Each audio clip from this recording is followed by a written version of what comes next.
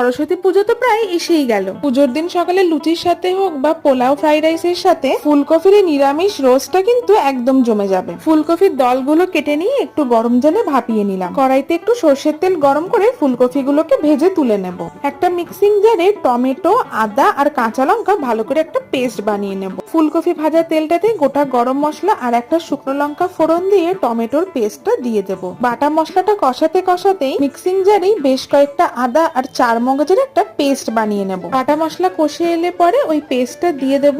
এই সময় গ্যাসের ফ্লেমটাকে একটু আস্তে করে দেবো যাতে লেগে না যায়, তাই মিক্সিং জার ধোয়া জল দিলাম। এরপরে জিরে গুঁড়ো, ধনে গুঁড়ো, একটু কাশ্মীরি রেড চিলি পাউডার দিলাম একটু সুন্দর কালারের জন্য। গ্রেভিটা ফুটে উঠলে পরে ভেজে রাখা ফুলকপিগুলোকে দিয়ে দেবো। 1 মিনিট নাড়াচাড়া করলে রেডি হয়ে যাবে ফুলকপির রোস্ট। নামানোর আগে 1 চামচ মতো ঘি দিয়ে দেবো। রান্নায় তেমন হলুদের ব্যবহার নেই, ফুলকপি ভাজতেই যা একটু দিয়েছিলাম। আর এই যে ফুলকপির রোস্ট একদম রেডি পরিবেশনের জন্য।